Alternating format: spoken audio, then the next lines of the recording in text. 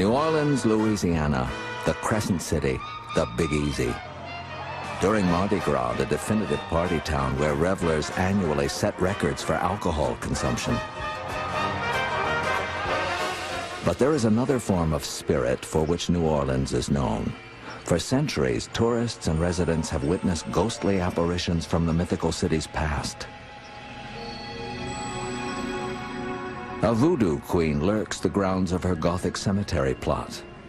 A highly respected socialite reminds others of her secret, malicious past.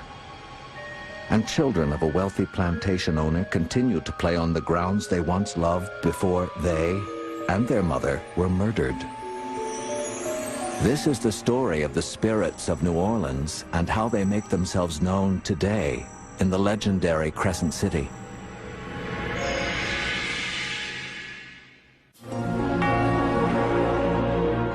Stories of the supernatural, fact or fiction. Through a veil of sightings and encounters, we catch a glimpse of our historical past on our journey through haunted history.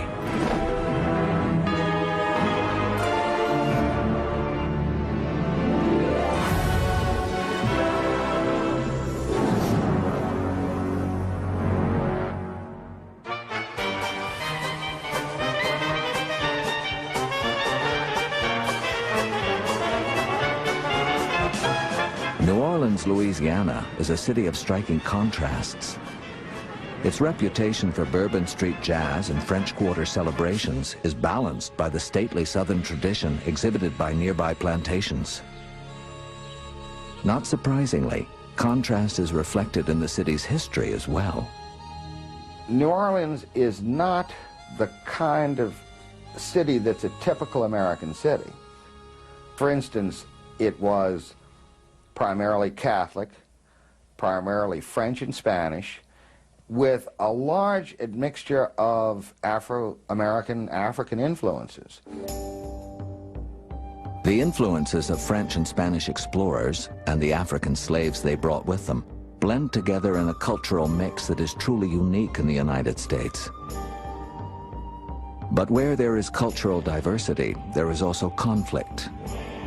And where there is conflict, there is often untimely death. Many believe that conflict has much to do with the spirits from the past that continue to haunt the Big Easy. You have to realize that New Orleans had the highest mortality rate in North America up until 1900, when that much death and havoc are in an area that was born out of chaos, crime, corruption, like this city is known for. And that's always going to leave some sort of residual negativity or residual spirits. In the early 1800s, New Orleans landowners and socialites depended heavily on slave labor. Both male and female slaves were used for strenuous duties in the cotton fields, as well as more refined duties as domestic servants in the homes of the city's upper class. Despite all the hardships suffered by slaves in the early 1800s, none can compare to what happened in this building on Royal Street in the city's French Quarter. The structure was once the scene of despicable horrors performed by a prominent member of the city's social elite. In 1834, the Royal Street home belonged to Madame Delphine McCarty Lalaurie. A sophisticated society belle, Madame Lalaurie was known throughout the city for her lavish entertainments and grand balls. Madame Lalaurie was married to a physician, Dr. Leonard Louis Nicholas Lalaurie, also a highly respected member of the community.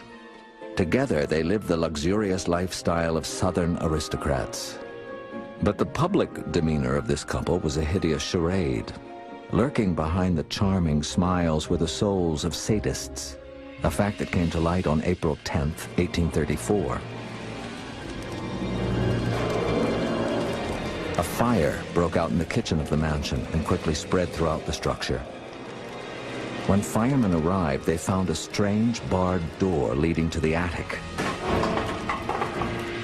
When they forced the door open to check for smoldering embers, the firemen smelled the unmistakable odor of death and witnessed a sight sickening beyond belief. The New Orleans Bee newspaper described what the firemen witnessed in its April 11, 1834 edition. Upon entering, the most appalling spectacle met their eyes. 7 slaves, more or less horribly mutilated, were seen suspended by the neck, with their limbs apparently stretched and torn from one extremity to the other. Language is powerless and inadequate to give a proper conception of the horror which a scene like this must have inspired. We shall not attempt it, but leave it to the reader's imagination to picture what it was. Reporter, New Orleans Bee. I would imagine the best way to describe it would be Frankenstein experiments, where limbs had been broken and reset in strange angles, amputations, skin grafting, just really bizarre kinds of medical experiments. Word of the atrocities quickly spread. The savagery of Madame Lalaurie and her physician husband was simply too much for the community to bear. The people who lived here were aghast that something of this nature would happen. A lynch party evolved, and she and her husband escaped by the skin of their teeth, so to speak, being pursued by a mob who was ready to hang them for their transgressions. Madame Lalaurie and her husband were never seen again.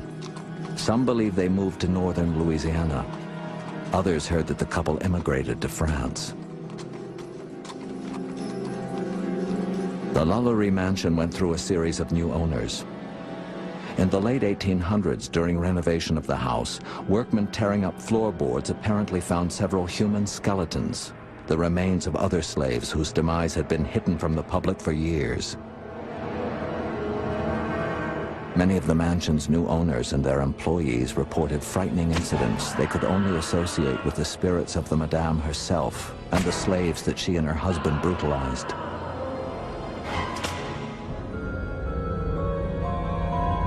On some occasions, the sightings of Madame Lalaurie have been relatively benign, such as the time she was spotted simply leaning over the crib of an infant. But at other times, Madame's darker side returned. In the late 19th century, a sleeping servant found himself literally being strangled by the ghost of Madame Lalaurie. He awoke to see what appeared to be a sort of translucent white female with black hair, very pale features, very attractive, but with a very maniacal look on her face, choking him. He's preserved by a pair of black hands who break her grip from around his throat. And the specter then screams and disappears. So this is evidently she and her slaves are still having at each other. Spirits of the slaves themselves have also been spotted, but unlike the spirit of Madame Lalaurie, they have never done harm. In the 1890s, when the Lalaurie home had been converted to a boarding house, a fruit peddler climbed this startling discovery. This individual came back to his lodgings after a day's work, mounted the steps to go to his room, and he finds on the steps a black male who was naked with the exception of being chained, being shackled. The man immediately approached this fella to demand to know what he was doing, and he lunged towards this figure, and when he did, the figure just simply disappeared. Today, the Lalaurie building is home to a trendy French Quarter restaurant. But to the students of New Orleans' haunted history, it stands as a reminder of Madame Lalaurie's shameful past. I imagine if she hasn't found peace, she probably could still be haunting the old house and roaming looking for blood and satisfaction. We now return to haunted history. A walk through St. Louis Cemetery No. 1 in New Orleans is literally a walk through history. Out of all the grave sites, one is most commonly visited. It is easily found because of a series of red X's scratched with brick onto the front of the tomb. Visitors make the marks as a form of voodoo prayer, for this is the grave of New Orleans' most famous voodoo queen, Marie Laveau. When anyone mentions the word voodoo, the images that come to mind are those of zombies and witches, Satanism, black magic, and primeval tribal dance undulations. All images primarily introduced by television and motion pictures. But true voodoo, as originated in Louisiana in the early 1800s, is far from the widely publicized stereotype.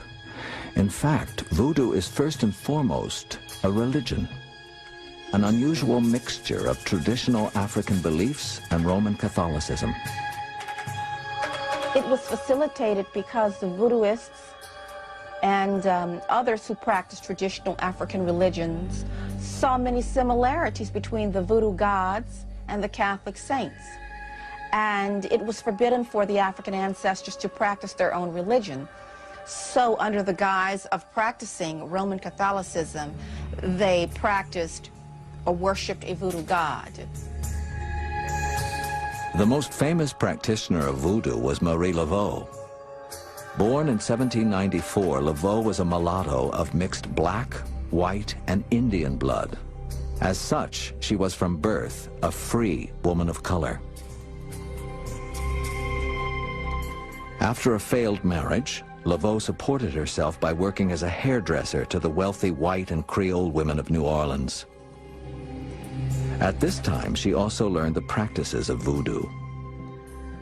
As a result of her talent for the theatrical, her business acumen, and her personal charisma, Marie's reputation soon eclipsed that of other voodoo queens.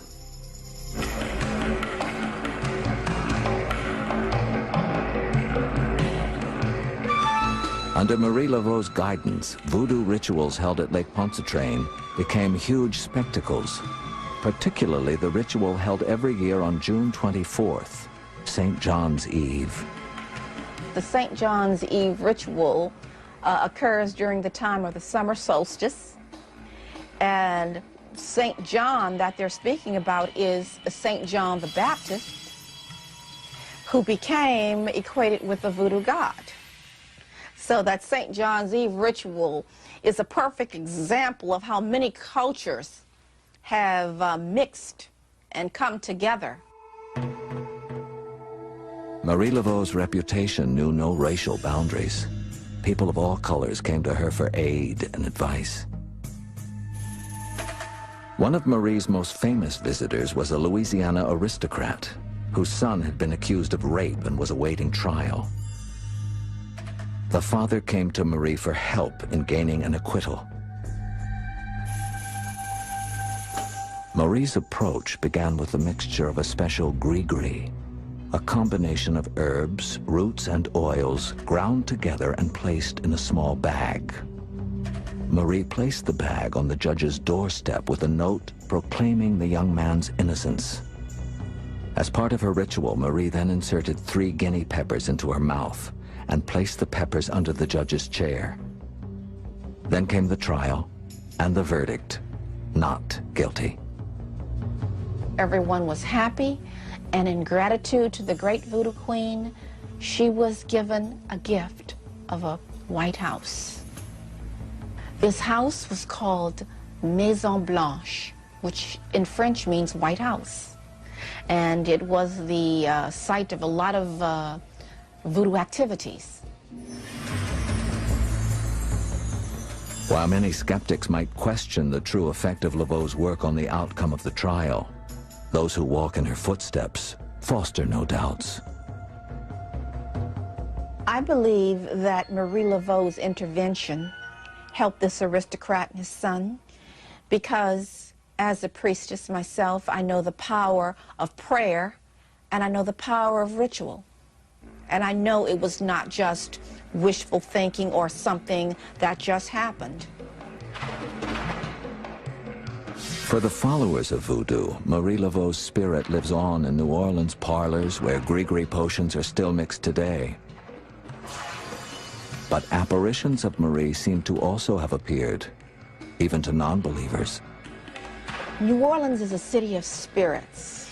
It's a very mystical place. And Marie Laveau is a legend.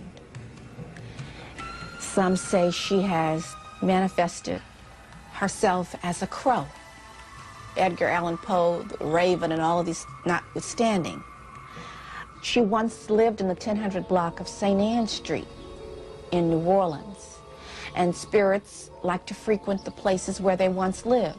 So people have allegedly seen her there. And then, of course, the cemetery, which is the place of all place of spirits. Marie has been sighted there. But whatever manifestation she has taken, her presence is still very much felt here.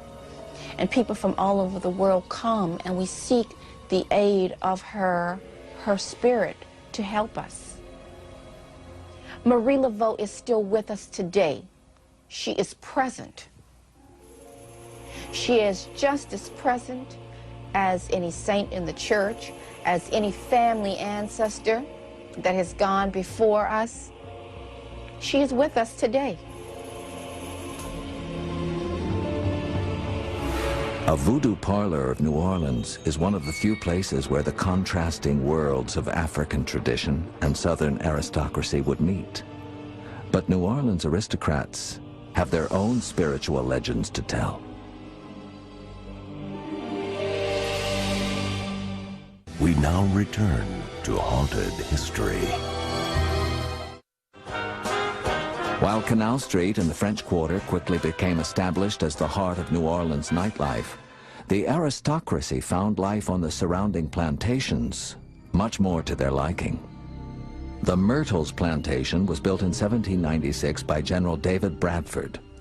For 650 acres of land, he paid $1.25 per acre. What Bradford and subsequent owners did not realize is that the land was originally taken by the Spanish from the Tunica Indians. What Bradford and subsequent owners did not realize is that the land was originally taken by the Spanish from the Tunica Indians, who used it as a burial ground.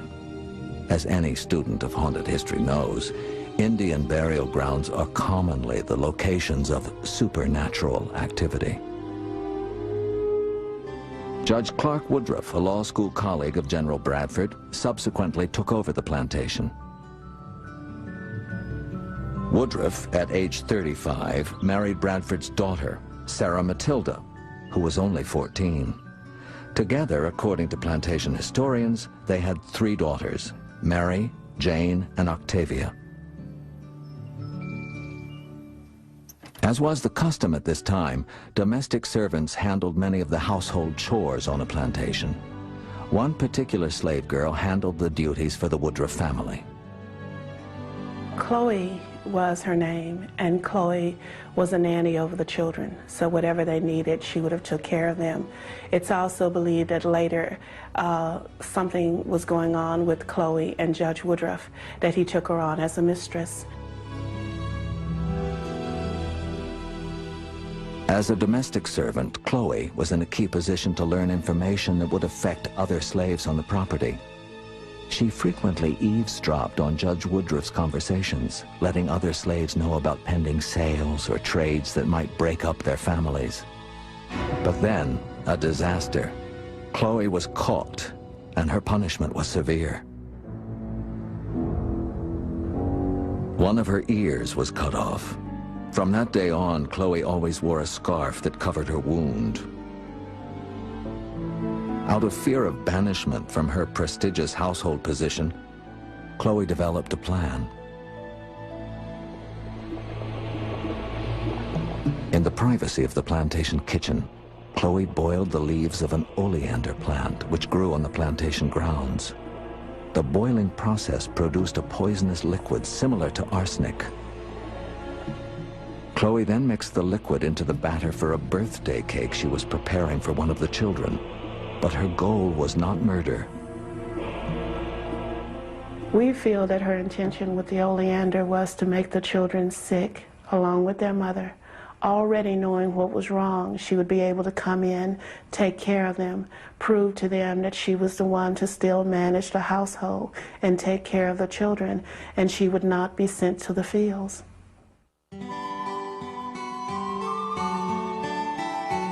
On the night the birthday cake was served, the infant Octavia had already been put to bed. Judge Woodruff was away on business. The delicious cake was happily consumed by Jane, Mary, and their mother, Sarah Matilda. But Chloe's plan backfired horribly. The oleander mixture was stronger than she had anticipated. And within hours, the two young girls and their mother were dead. Chloe received the ultimate punishment. After Chloe confessed to the poisoning, she was killed. And she was killed by a mixed mob, black and whites together, who were upset of what she had done to the children, and she was hung here on the grounds.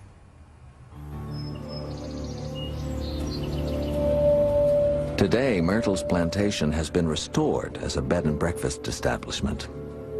Visitors at the Myrtles have reported seeing the spirits of Chloe, the two murdered children, and their mother, Sarah Matilda. One night, a guest arrived late in the evening to see a young girl sitting on a bed, swinging her legs, dressed in a white gown.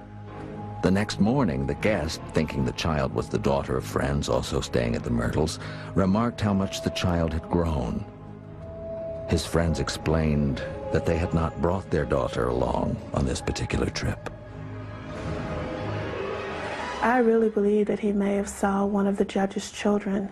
They tend to show themselves always wearing the white dress, and he said it was a gown, but it's very close to it. We believe that it was one of the judge's children.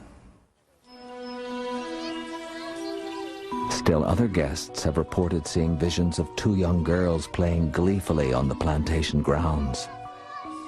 We've had some guests come to visit, and they've had children with them, and the children like to show themselves to other children, and they've said that they've played with girly friends. We've had no other guests on the grounds that evening with children with them.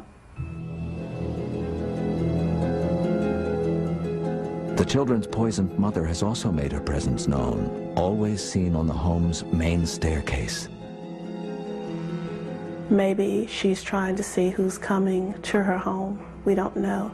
But she keeps a very low profile, and we believe it could be Sarah Matilda.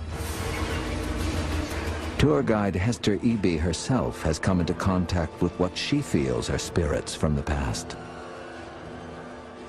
I have myself been upstairs before, and I try not to go upstairs alone.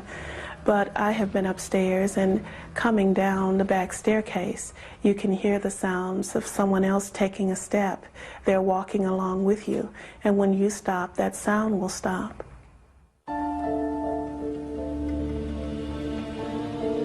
For the Myrtles plantation, the sadness of a family's tragedy over a century ago continues to be felt today. It was a sad time in a lot of ways, and because the Myrtles is on top of Indian burial ground, adds to some things. But people were killed violently sometimes, and things happened here. And those things you can't do anything about. And sometimes they want to let you know that they're still here. And they do it very well here.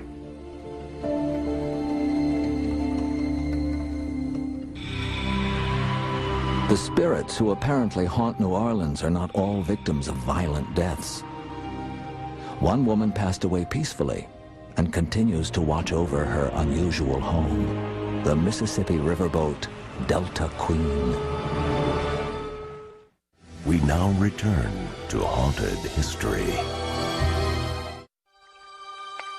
As the southernmost port of the Mississippi River, New Orleans has always played a major role in the evolution of river transportation. Today, the river is a highway for cargo-filled freighters and luxurious steamboats. Steamboats may seem unlikely places for hauntings to occur, but one ship in particular, the Delta Queen, has a fascinating spiritual past. From 1811 to 1900, steamboats powered development, growth and trade for the cities and states along the Mississippi. But by the end of the 19th century, the ships had all but vanished. River transport had lost out to the more reliable railroad. As steamboat lines closed one after the other, one man, Captain Gordon C. Greene, refused to see the image of a paddle-wheel riverboat die. Starting a company now known as the Delta Queen Steamboat Company, Greene purchased his first steamboat, the H.K. Bedford. Shortly thereafter, he married Mary Becker from Marietta, Ohio. By 1895, Mary B. Greene had learned enough at her husband's side to join a handful of women licensed to pilot steamboats. Soon, she became a full-fledged riverboat captain. Captain Gordon Greene died in 1927, leaving the Greene line of ships in the hands of his wife Mary and their sons Tom and Chris. When Captain Chris died of a heart attack at age 43, Captain Tom set a goal to provide steamboat. Captain Chris died of a heart attack at age 43. Captain Tom set a goal to provide steamboat lovers with the finest craft ever to travel the waters of the Mississippi. In 1946, he found it in the steamer Delta Queen. Built in 1926, the ship had been commandeered for Army use in World War II and painted a drab gray. After an extensive $750,000 renovation, the Delta Queen made her maiden passenger voyage on June 30th, 1948. Captain Mary herself piloted the vessel during the early months. A room aboard the Delta Queen was specifically fitted out as her home. Unfortunately, Mary died less than a year later, having been a riverboat captain for 55 years. Just before she passed away, Mary was quoted as saying, "Were I to live over again, I wouldn't miss a day of the life I've enjoyed." After her death, Mary B. Greene's physical presence may have left the Delta Queen, but many feel that her spirit still inhabits the famous ship. In 1982, First Mate Mike Williams became a believer when he was sleeping in his bunk, all alone on the ship during a winter layover. Somewhere along 1:30, 2 a.m., I was awakened by a sound. It was a sound as if someone had bent down close to my ear and said, "Psst." And I realized that I had just come out of a deep sleep, and I thought, boy, that's an interesting dream. I was just starting to drift off to sleep again and in my darkened room when this time very distinctly and very close to my ear, and I could feel breath blow on me. There was another psst, and it was very frightening. Mike decided to investigate, thinking someone had come on board. I got down to the bottom of the staircase, and there was a loud slam. A door had slammed in the aft cabin lounge, halfway back on our what we call the cabin deck. Once again, it startled me, and I proceeded down the aft steps towards the engine room. And lo and behold, I stopped and paused, and I heard water gurgling. Mike climbed down the steps to a large intake pipe where water would normally circulate from the river to supply the boilers when the vessel was in operation. There he made a frightening discovery. A hole had rusted through the pipe, and water was gushing into the engine room with the stream of a fire hose. Mike made a hasty temporary repair, called his chief on shore, and the two made a permanent repair. Now, had I not been awakened by whoever or whatever and not discovered this, there's a good chance the Delta Queen would have filled with water and sunk. I'm convinced that there's a benevolent, gentle old lady who keeps an eye out over the boat. I'm sure it's Captain Mary Greene. This was not to be the only time Mike Williams would be touched by the spirit of Mary Greene. On another occasion, as the ship was underway in the middle of the night, Mike received a phone call in his cabin from a young woman named Myra Fruget, who had just started working in the ship's purser's office. She said she had just received a call from an old lady down in the cabin area who had complained over the phone that she was cold and she wasn't feeling well, and she needed someone to come take a look at her. I said, I'll hurry down and I'll check it out. When Mike reached the elderly woman's room, he knocked and there was no answer. After knocking again, he feared that the woman might be in severe distress, so he opened the door with his passkey. Opened the door, the room was empty. Not only was it empty, it was unoccupied. So I thought, that's strange. And I thought, well, perhaps it was an old lady who had made a mistake on which cabin she was in and had called from a different location. Mike went to the purser's office to confirm that he had been sent to the right cabin. He found a slightly shaken Myra Fruget. Myra sat there and she said, something funny's going on here. She said, I had a strange feeling that I was being watched through the window. And I said, you're kidding. She said, no. And I turned around and looked, and there was an old lady looking at me through the window. Because Myra was still shaken by the incident, Mike offered to walk her back to her cabin. On the way, they passed historical photos from the Delta Queen's past. Myra and I were walking along, just chatting quietly so as not to disturb anyone, when she looked at these photos and she grabbed my arm and stopped, and her eyes grew wide and she was really shaken. And I said, what's wrong with you? And she said, that's her. I said, who? She said, that's the lady who just stared at me through the window. I said, it can't be. That's Captain Mary Green. She died in the 40s. And she looked back at me and she said, that's her. As fate, and perhaps Mary B. Green would have it, this was just the beginning for Mike Williams and Myra Fruget. The moral of the story is that things did progress, and Myra Fruget is now my wife, Myra Williams, and we have an 11-year-old daughter. Now, and we're always proud to tell people that we were introduced by Captain Mary Green. Although Mike Williams is certain that the spirit of Mary B. Green still watches over the Delta Queen, he has never himself seen apparitions of Mary. Others, however, have. Well, it was interesting. It was the first time I had ever been on the Delta Queen, and I wasn't there as any river historian. I knew nothing about the boat or the history of it, really. I was there as a musician. Marcy Richardson, official historian for the Delta Queen, has seen visions of Mary on several occasions. She will never forget the first. Marcy was alone, reading late at night in one of the Delta Queen lounges. I noticed, just peripherally, somebody walking past me, which I found unusual that late at night, and I looked to see who it was. It looked like an older woman who I didn't recognize, but I could see this person walking. I thought, that's odd. And you know how when you're taken away from your reading, you look up and then you look back again? By the time I did the double take, she was gone.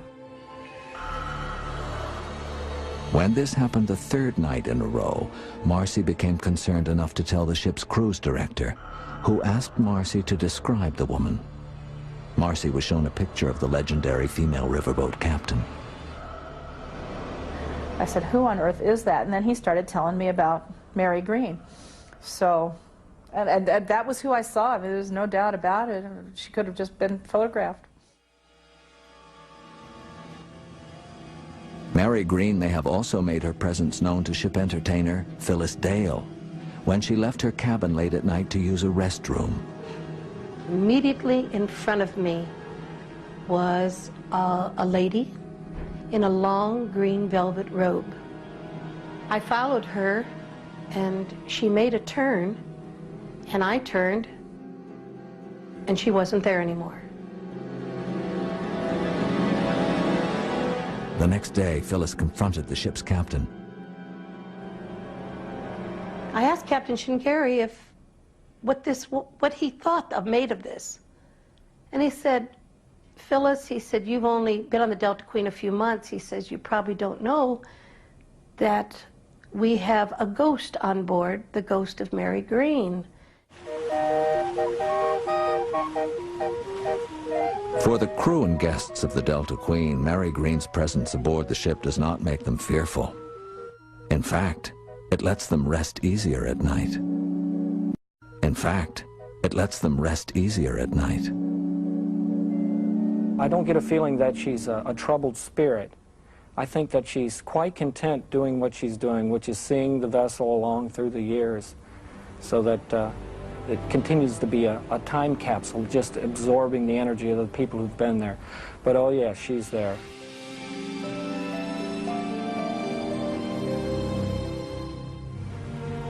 From Mississippi riverboats to stately plantations, New Orleans spirits apparently refuse to leave their beloved homes. But none of the legends can compare to incidents witnessed still to this day at a French Quarter theater called Le Petit. We now return to haunted history. Historians and non-historians alike would acknowledge that all of New Orleans is a form of theater. From the Mardi Gras kings and queens who annually don garish costumes, to the average tourist on Bourbon Street who suddenly undergoes a change of personality, life in New Orleans is filled with laughter and tears, comedy and tragedy. In short, a sense of theater. One venue in the French Quarter serves as an eloquent historical metaphor for the contrast of emotion that defines New Orleans. It also may provide a glimpse into the supernatural.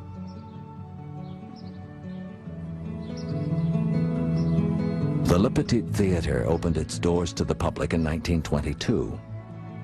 Prior to that time, the building had survived fires and reconstruction dating back to the late 18th century. But it took the dramatic elements of theater to truly bring the structure to life, and to bring about the return of deceased theater participants who apparently never wanted to leave.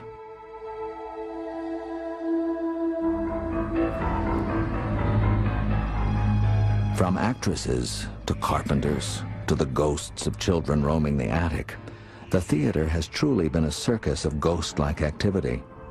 Perhaps the most famous figure is an actress named Caroline, who has been known to help corral the mischievous young spirits whose presence no one can explain. But Caroline's was a sorrowful fate. While wearing a wedding dress for the role of a new bride, romance turned to tragedy. Caroline seemed to be a beautiful young actress. The rumor has it that she was having an affair with someone here. She was married, so I suppose they had little clandestine meetings up on the roof over in the courtyard. No one knows exactly what happened that day, but it seems somehow she fell. Her head cracked open and she died.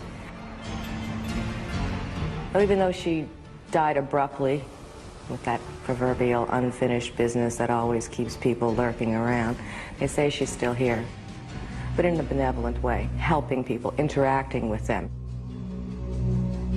Images of Caroline on the back stairs of the theater have been seen by many employees. Several set designers and technical directors acknowledge having asked the spirit of Caroline for assistance. Stephen Thurber once sought her help as he searched the attic for a sword. I couldn't find this prop for production, and I knew I'd put it up there months ago. And couldn't find it, looked all over, needed it for the rehearsal that night. So one of the things that myself and the other people who worked here used to do was ask Caroline to help us find whatever we were looking for.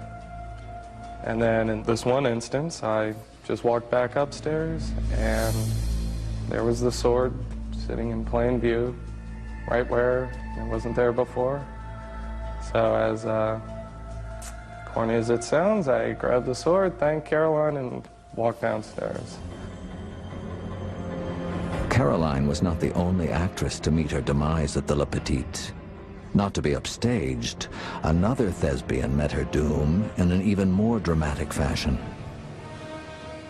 It seems that this woman wanted the part very, very badly. She thought she was getting the part. She was promised the part.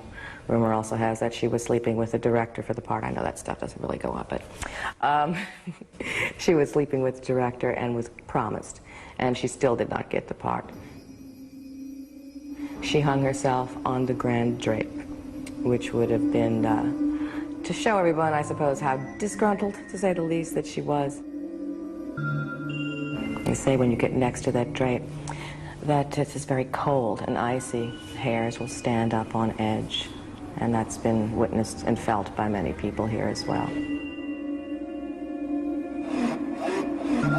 On the less traumatic side, there is also the ghost of Sigmund, a former carpenter at the theater who still considers backstage his home.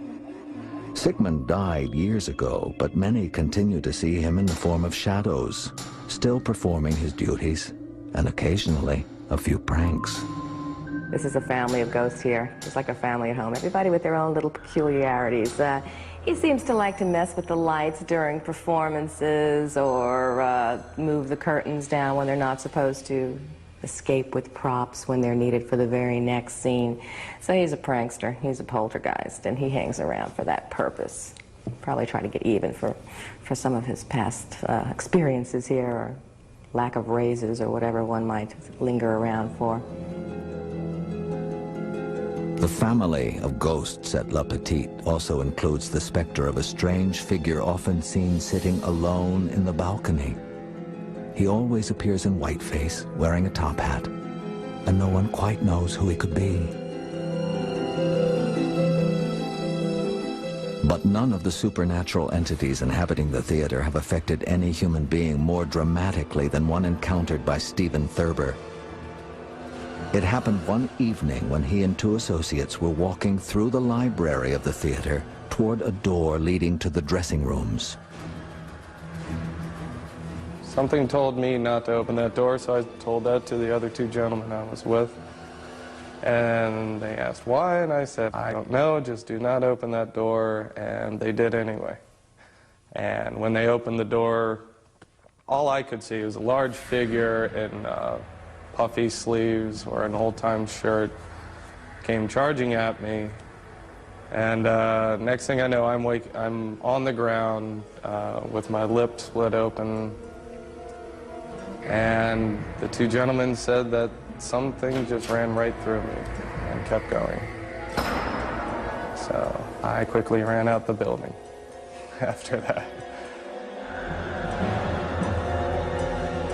Few visitors to New Orleans have had or ever will have an experience like that of Stephen Thurber. It is unlikely also that tourists will run into Marie Laveau at St. Louis Cemetery or Madame Lalaurie in the French Quarter. If they are lucky, however, they might catch a glimpse of happy children at Myrtle's plantation or Mary B. Green on the Delta Queen. Many believe ghosts to be a figment of our imaginations. If that is true, the city of New Orleans must be viewed as fertile ground for the curious mind. For few cities in America can lay claim to the broad range of mysterious encounters documented in the Crescent City. Do you believe in ghosts? If not, perhaps you need to walk down Bourbon Street and analyze the apparitions you see. Are they the result of the spirits in your drink? Or are they proof that spirits from another time really do exist in a place called the Big Easy?